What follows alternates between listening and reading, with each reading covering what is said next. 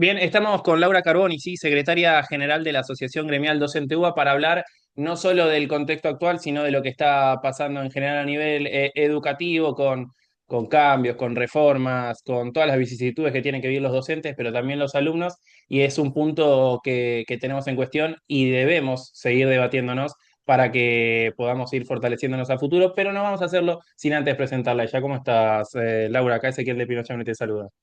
¿Cómo estás, Ezequiel? Bien, ¿Bien? sí, diría, siempre digo tranquilo y al toque me viene una preocupación por el contexto en el que estamos viviendo, sobre todo pensando en este de financiamiento universitario, que también después recae en un presupuesto educativo para las distintas provincias, para distintos secundarios y niveles primarios que derivan justamente en problemas a futuro y por eso quería contactarte. Voy directo al grano por una de las cosas que a mí me llamó la atención, fue un tuit de María Quienas, una legisladora de La Libertad Avanza, hablando de las consecuencias que trae el no repetir para los chicos de primaria y secundaria, y quería tener tu visión al respecto, pensando también en esta comparativa con las viejas generaciones, con las nuevas, pero también que hay una tecnología en el medio a la que todavía no nos podemos adaptar. Bueno, mira, en principio yo voy a hablar desde dos lugares. Primero como secretaria general de un sindicato de la universidad, pero que también trabaja, yo soy docente, tengo 30 años en la docencia y trabajo específicamente en lo que es el sector o el nivel medio de la Universidad de Buenos Aires. Soy docente del Carlos Pellegrini y además del CBC. En principio, nosotros no, en el Pellegrini no tenemos ese régimen, o sea, no nos afecta directamente, pero sí nos afectan otras cosas propias de las políticas de este gobierno, como arranquemos por el desfinanciamiento, que es todo un tema. Luego, toda apreciación que este gobierno hace respecto de la educación, primero que no tiene ninguna idea, no solamente porque desconoce el funcionamiento del sistema educativo, desconoce incluso cómo es la dependencia por las jurisdicciones y cómo se hacen las reformas, sino porque tampoco se ha tomado el trabajo de hacer ningún tipo de diagnóstico o de estudio que le permita desde ese punto de vista o desde ese piso, bueno, empezar a generar algún tipo de, no digo reformas, porque las reformas siempre son a la baja, con recortes, con ajustes, o se cambian materias, o se agregan horas cátedras de materia, sin medir absolutamente nada. Pero efectivamente es un gobierno que no tiene la menor idea de lo que es lo que pasa en las escuelas. Con lo que muchas veces las comparaciones entre la vieja escuela y la nueva escuela quedan totalmente desfasadas porque también hay que hablar, si vamos a hablar de la vieja escuela y la nueva escuela, también hay que hablar de las condiciones materiales de otros tiempos y las condiciones materiales actuales. Vos hoy tenés niveles de desocupación enormes, familias que están muy atravesadas por esta crisis económica y que por lo tanto el acceso muchas veces a diferentes lugares, incluso a la educación, se les dificulta un montón. Vos tenés en Ciudad de Buenos Aires pibes que incluso en la primaria dejan unos meses, vuelven, van, vienen, porque muchas veces salen a laburar con su familia, aunque sea cartoneando, para poder tener algún ingreso y no morir de hambre. Por lo tanto, las comparaciones, si no se toman en un contexto, siempre son arbitrarias, caprichosas y por supuesto tendenciosas. En ese sentido, si vos me preguntás a mí, hay cosas para cambiar en la escuela, sin ninguna duda. Ahora, yo claramente no arrancaría por ni el sistema de evaluación, ni sí reuniría a la docencia, que es el personal especializado y que cotidianamente está en las aulas y sabe qué es lo que pasa para debatir un diagnóstico. Ahora, el mayor, digo, el mayor desafío está en ver cómo es el tema del financiamiento para las escuelas. Porque vos tenés, son como jurisdicciones diferentes. Capital Federal depende de Capital Federal, nosotros dependemos de universidad y por lo tanto de nación. Y entonces el primer elemento que se juega cuando aparece esto de, bueno, los pibes son muy burros, los pibes no llegan a aprobar las pruebas no sé qué, los pibes no llegan a nadie se le ocurre pensar cosas básicas como en qué condiciones está la escuela en la cual ese pibe estudia, en qué situación está la familia de ese pibe que estudia en la escuela, sobre todo en la escuela pública, en la escuela estatal. ¿En qué situación están los salarios de quienes trabajan dentro del sistema educativo y que yo puedo decir, es tan bajo en este momento que la cantidad de horas que los trabajadores estamos frente a curso, bueno, genera un desgaste muy importante. Por lo tanto, cualquier comparación es caprichosa, tendenciosa y desde ya viene de la mano solamente de romper muchas de las cosas que medianamente podían llegar a funcionar en pos de una transformación para beneficiar al sector privado, para que ingresen incluso a la escuela pública sectores empresariales o como ya trajo, bueno, el proyecto que tenía el gobierno, que presentó el gobierno el año pasado sobre la reforma educativa, mayor Sí. presencia de las familias decidiendo qué es lo que tiene que enseñar y quién tiene que enseñar en la escuela. Eso ya es un elemento peligroso porque muchas veces se utilizan a las familias como la excusa para, sin dejar de lado que además se le da también una herramienta fundamental a los directivos o la capacidad de los directivos de echar gente como si nada. Entonces, cualquier transformación educativa dentro de lo que es el debate con la libertad avanza, para mí es Sí. absolutamente, no quiero decir un chamullo, pero más o menos.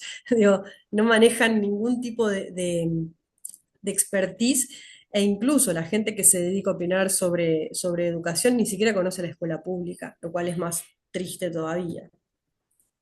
Bueno, y te llevo a algo justamente con esto de educación, de todo este tiempo que pasó, esta comparación con la libertad avanza y demás. La semana pasada hablamos con Graciela Camaño sobre esta cuestión referida a la reforma laboral y temas que no se trataron durante todo este tiempo, y me sale la pregunta de si crees que fue un error del hoy, de la hoy oposición, del antes peronismo, de no haber tratado con mayor firmeza una cuestión de reforma educativa pensando ya en el futuro, a sabiendas de que siempre el sector empresarial busca otra mirada, digo, como para tratar de ahorrarse esos problemas a futuro. ¿Crees que es una consecuencia del no tratado? ¿Crees que lo podían haber tratado de otra manera? Mira, acá yo te puedo decir que te lo conté cuando estábamos iniciando, yo tengo 30 Sí, años en la educación, 30 años enseñando y frente a curso, he pasado, atravesado muchos gobiernos, siempre hubo un déficit en cuanto, particularmente en cuanto al financiamiento y por lo tanto eso afecta directamente a la calidad y a la cantidad que vos podés dar de clases. Reformas durante gobiernos anteriores hubo un montón. Ley de Educación Nacional en adelante, de 2006 hacia adelante, hubo un montón de transformaciones. Evidentemente, si hoy las consecuencias o sí, la consecuencia de todo ese proceso lleva a que todavía tenemos índices de pibes que no están alfabetizados o que, bueno, no tiene que ver específicamente con una reforma. Tiene que ver sobre todo con por qué ese pibe que no pudo acceder a determinados, no sé, niveles, es decir, leer, escribir, estar alfabetizado y además manejar operaciones básicas, bueno, tiene que ver dónde está el Estado cuando ese pibe no va a la escuela, o cuando ese pibe no aprende, o cuando ese pibe tiene una dificultad. Cuando ese pibe tiene una dificultad, debería haber en todas las instituciones. Bueno, en Capital se los llama EOE, que son como el antiguo gabinete psicopedagógico, donde agrupa profesionales que trabajan con situaciones complejas. Bueno, en general sí. eso no existe en las escuelas. En Capital Federal, por ejemplo, tenés un equipo de EOE que funciona para toda la capital, es decir, que no está dentro de la escuela, sino que va específicamente cuando hay algún tipo de conflictividad. Pero en todo caso, yo creo que el problema es siempre el mismo. Todo el mundo pretende resolver el problema de la educación haciendo una reforma y por lo tanto un emparche. Ahora, si nosotros empezamos, hay un dato que el gobierno kirchnerista o el gobierno de Cristina hace muchos años había determinado, había quedado como estipulado que el 6% del PBI iba a ser ocupado específicamente para educación. Bueno, eso no ocurrió nunca, ni con Cristina, ni con Macri, imagínate menos aún con Milei, que en vez de poner plata en educación recorta todo el tiempo. Entonces, yo creo que Hubo reformas, por supuesto, no terminaron de resolver ninguna situación, pero porque el problema es más de fondo, no tiene que ver específicamente. Hay varias cosas. Las familias que están atravesando situaciones económicas complejas todo el tiempo, y por el otro lado, los trabajadores. Digo, nosotros venimos, yo como docente universitario vengo denunciando que con este gobierno perdí el 50% de mi salario desde noviembre del 2023. Es decir, que mi salario, incluso con los paupérrimos aumentos que dio este gobierno, vale el 50% menos de lo que valía en noviembre del 23. Pero ya tenía una pérdida anterior. Si yo quisiera recuperar lo que ganábamos en el 2015, que fue cuando empezó a gobernar Macri, tendríamos que tener un aumento del 80% del salario. con ese número, pensá lo que hacemos, las maravillas que hacemos los docentes, no solamente para trabajar, comer y pagar todo, sino además para formarnos, porque lo otro es que el Estado no te forma. Es decir, una vez que estás en el sistema, para que vos te puedas actualizar, mejorar la situación, lo tenés que hacer por tu propia voluntad. No hay ningún recurso por parte del Estado, más que alguna que otra jornada de vez en cuando, pero no hay una planificación seria de capacitación en servicio, como decimos nosotros, y eso no quiere decir que los docentes no estén capacitados, lo que quiere decir es que yo laburo los 3 cargos que laburo y después el sábado me voy a hacer la capacitación por mi cuenta y la pago por mi cuenta porque precisamente el Estado no me lo garantiza. Entonces, reforma laboral, reforma educativa, yo siempre la pregunta acá es los intereses de quién estamos defendiendo. Ok, bueno, de esto que vos me dijiste, esto último, me desprendieron tres cosas. La primera tiene que ver referida a la actividad del docente en este tiempo en donde no tenemos clases, no hay clases en general. Digo, yo volví a estudiar después de mucho tiempo en el CBC, Ciencias Políticas y demás. Y también, digo, desde mi rol como alumno, veo esa cuestión referida a lo que padecen los docentes, el tema de las pagas y demás, y se me sale la pregunta de cómo hace un docente para sobrevivir en esa brecha en donde no hay actividad educativa en general. Digo, tiene que salir a rebuscárselas de alguna manera. ¿Hay algún sustento por parte del Estado, algún subsidio pensando en ayudar a sobrevivir a pesar de ese 50% atrasado que están con el salario? ¿Cómo es eso? Me sale desde la completa ignorancia. Mira, yo te puedo contar algunas cosas. Nosotros en enero estamos en receso, pero cobramos igual nuestro salario porque son como nuestras vacaciones. Para empezar, nosotros Sí, no tenemos 3 meses de vacaciones, eso es mentira. Nosotros ok. cesamos el 30 de diciembre y retomamos la actividad a partir del 1 de febrero, dependiendo de la antigüedad que tengas, porque si tenés más antigüedad, como en cualquier trabajo, tenés más vacaciones. Lo que está ocurriendo, por ejemplo, en la universidad, ya que vos lo mencionás, pero yo soy docente del CBC también, doy Sí. pensamiento científico en el CBC, eh, es que la gente se está yendo.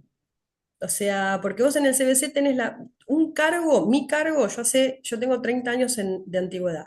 Mi cargo lo estoy cobrando 300.000 pesos. Es un cargo de ayudante de primera, con dedicación simple, que es como un cargo muy base, que es el que tiene el 70% de la población docente de todo el país, el más básico. Sí. Para que vos puedas, la universidad te permite tener hasta 5 cargos. 3 por 5 es 1.500.000. Nadie tiene 5 cargos. Y además, para cobrar eso, tenés que tener los 30 años de antigüedad que tengo yo.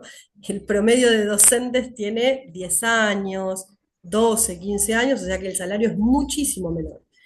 Entonces, lo que nosotros venimos observando es que, y esto no lo decimos ni los sindicatos solamente, ni los trabajadores, sino incluso los rectores de todas las universidades, que el año pasado se contabilizaron un total de 10.000 renuncias de docentes en todo el país. Es decir, se desarman los equipos de cátedra, la gente se va a trabajar en el sector privado, sobre todo si vos tenés un título universitario y no sé, de repente podés trabajar de una actividad que no sea la docencia, porque aunque te guste la docencia, la otra actividad te paga más. Bueno, lo que está pasando es eso, la gente se va de la universidad y como mucho recambio directamente, muchas veces cierres de cátedra o cierres de cursos, y por lo tanto eso es una suerte despido, digamos, nadie te está echando, pero si te pago el 50% menos de tu salario o ese tan bajo salario, bueno, la gente tiene que sobrevivir y entonces lo que termina sucediendo es eso. O bien, que es lo que me pasa a mí, vamos a lo que es la sobrecarga de trabajo. Yo laburo Sí. en tres lugares diferentes. Trabajo en el Pellegrini, trabajo en el CBC y además doy clases en un profesorado en Capital Federal, en el Joaquín B. González. En ese total yo trabajo como 40 y pico de horas. Y vos decís, bueno, qué sé yo, un trabajador promedio también. Sí, pero el trabajador promedio en general no se lleva trabajo a casa.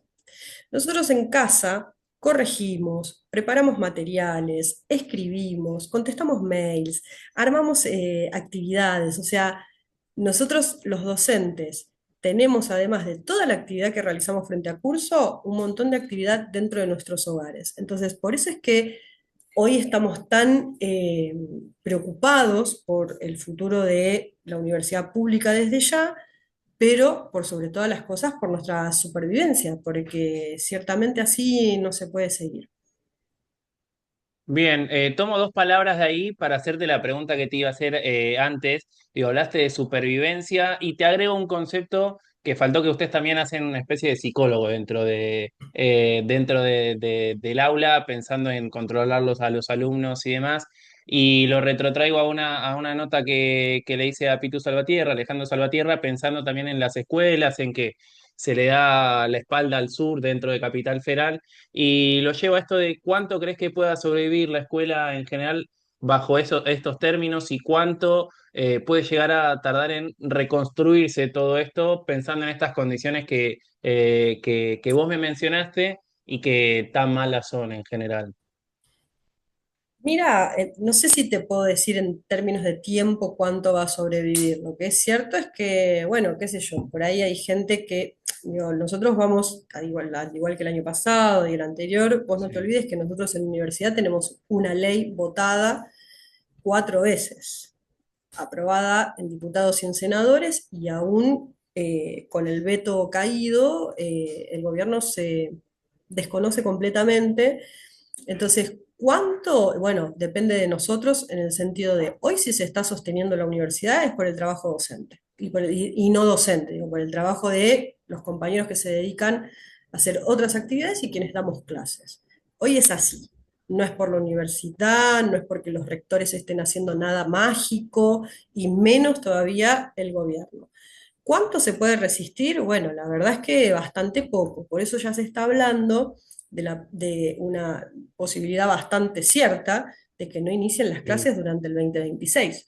Porque la verdad es que si las clases inician y la situación sigue así, es muy difícil eso, ¿no? Es muy difícil subsistir. El Pitu te decía lo de zona sur, claro, Capital Federal, porque ahí ya no es gobierno nacional, sino gobierno de la Ciudad de Buenos Aires. Bueno, Capital Federal, el gobierno macrista pone plata en sectores más acomodados o más o de clase media, pero a la zona sur la ha castigado históricamente. Hay escuelas que están destruidas, pero destruidas, ¿eh? Que no se puede dar clases porque las ventanas están rotas, en invierno te morís de frío, o porque no tenés ni siquiera un ventilador y en verano te morís de calor, o incluso porque muchos de los pibes que van a las escuelas también comen en las escuelas y la alimentación que le dan a los pibes en las escuelas es paupérrima. Entonces, la verdad es que no puede resistir mucho la escuela así, y menos aún el sistema universitario. Este gobierno está llevando adelante una muerte lenta, una agonía lenta de lo que es la educación en general, pero en particular la universidad. Y Macri, acá en Capital, es su mejor alumno, porque incluso hubo mesa salarial, creo que hace 2 días atrás, y ofreció creo que un 4,5%, y vos decís, no hago nada con eso, no hago nada. Y ya está, ya hice esfuerzo con vos, con el gobierno anterior, con el anterior, siempre estoy haciendo esfuerzo. Necesito en algún momento que esa situación se revierta. Ahora, ¿quién la va a revertir? Yo creo que la podemos revertir solamente quienes trabajamos en el sistema educativo. Por eso es muy importante que ahora que en febrero inicia la actividad, asambleas en todas las escuelas, en todas las facultades, aprovechar la mesa de examen para hablar con el compañero, che, vos qué pensás. para empezar a mover el avispero y que finalmente, bueno, podamos llevar adelante un plan de lucha que nos permita recomponer salarialmente, frenar lo que es el ataque directo que hace el gobierno nacional y todos sus alumnos, arrancando por Macri. Y por supuesto, bueno, ya nos estamos preparando, en nuestro caso, nos estamos preparando para movilizar contra la reforma laboral ahora a principios de febrero, cuando inicien las, ¿cómo se llama? Las extraordinarias. Bien, y te hago las últimas dos para no robarte tiempo y agradecerte por todos estos conceptos ahondados. Tiene que ver con esta la primera, porque con Antonio Roseló de la Conado Histórica también hablamos con Compañero respecto mío a también. todo, sí, a todo este momento que se está viviendo en general, digo, reforma laboral, el rol de la CGT y también un poco de la sociedad que se moviliza, pero también siente ese desgaste propio de todos los Claro. miércoles que se ve con la marcha de jubilados y demás. Y la pregunta es si ¿crees que es necesario que la gente salga a marchar? ¿Ves, más allá de que la respuesta sea un sí, ves factible que en algún momento el gobierno dé bola a todos estos reclamos? Y esperan algo de la CGT o de otros organismos mucho más grandes a la hora de defenderlos? ¿O ya es como que causa perdida? Mira, la CGT hace rato que no es la representación de los trabajadores, hace mucho tiempo. Y no es con el gobierno de Milei, con el gobierno de Milei queda totalmente al desnudo, porque incluso se sabe que hay pequeños intercambios para ver tema de reforma laboral. Con lo que, digo, ninguna expectativa ni en la CGT ni en la CTA. Yo la voy a incluir acá también a la central, a la otra central de trabajadores, porque, bueno, contame a qué medida de lucha está llamando hoy la CTA. Ninguna. Ahora, está claro que hay una dirigencia que está decidida a hacer la plancha, a dejar pasar despidos, ajuste, reventar condiciones materiales, pero también hay resistencia. Déjame decirte, justo ayer estaba pensando en eso, estaba mirando un programa de televisión y vi, bueno, conflicto en Lustramax, los trabajadores despedidos están acampando, hicieron un festival, conflicto con los trabajadores de Doctor Ahorro, ayer hubo una acción central en el local, creo que de Avenida Corrientes. Ayer mostraban una fábrica que está tomada en Gobernador Galvez, creo que es en Santa Fe.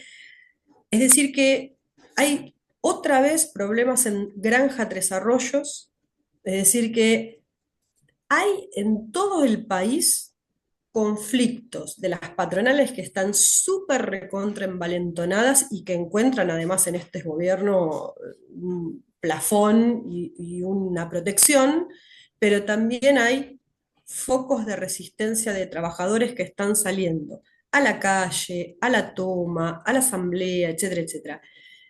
Y un sector todavía pequeño, pero que está cobrando fuerza, de lo que nosotros llamamos el sindicalismo combativo, es decir, el sindicalismo que no es burocracia, que ya se está preparando para marchar fuertemente contra la reforma laboral y que además está participando en todos estos conflictos que te mencionaba anteriormente.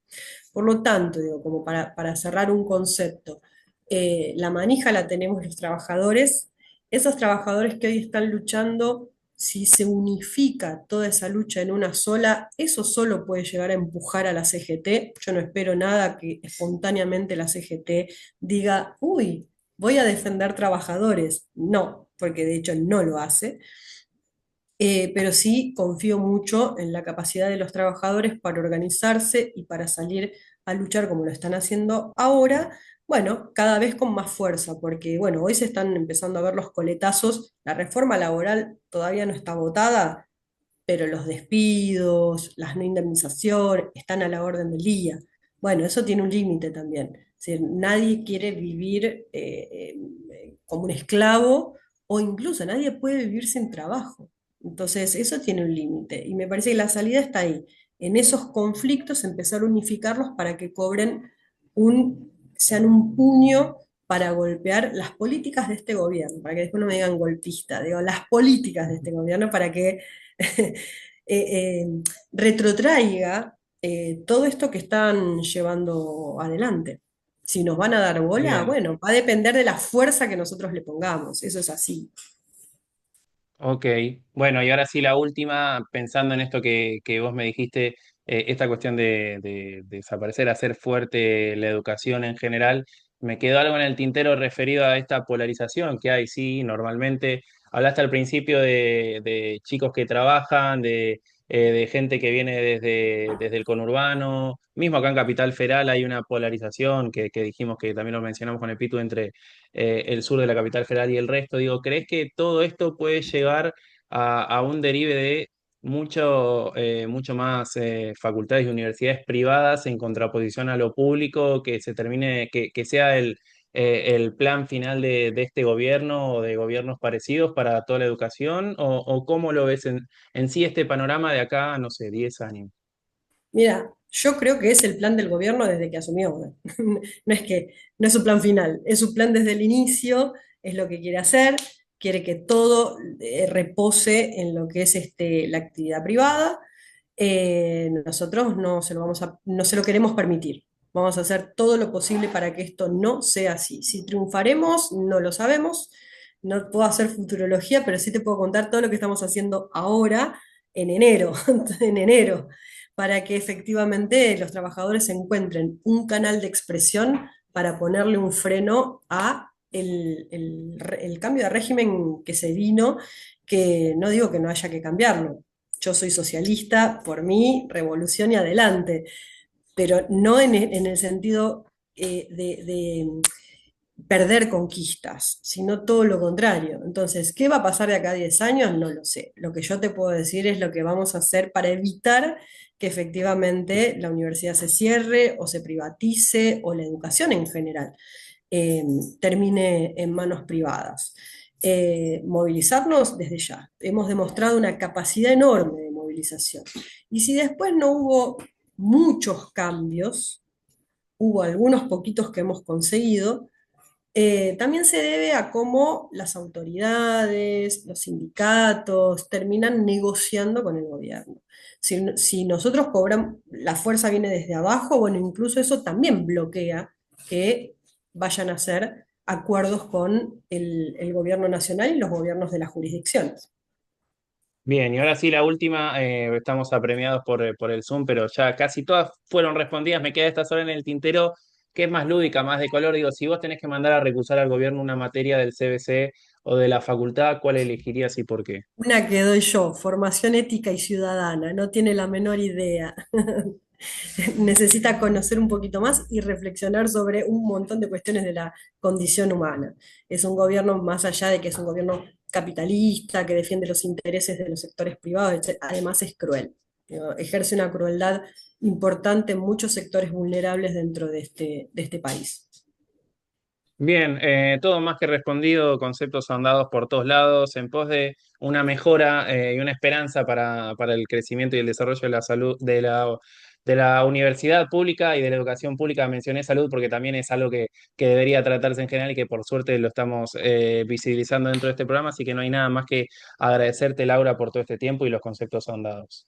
Gracias a vos por esta entrevista y ayuda mucho a difundir, porque a veces pasa, parece que no pasa nada, pero no, por abajo están pasando un montón de cosas. Te mando un abrazo, Ezequiel. Bien, abrazo grande. Así pasaba, así la palabra de Laura Carboni, secretaria general de la Asociación Gremial Docente UBA. Pasan un montón de cosas, lo dijimos. Seguimos repasando lo mejor de la semana en Énfasis Sutil, pensando en que el mundo explota, explota, explota de noticias.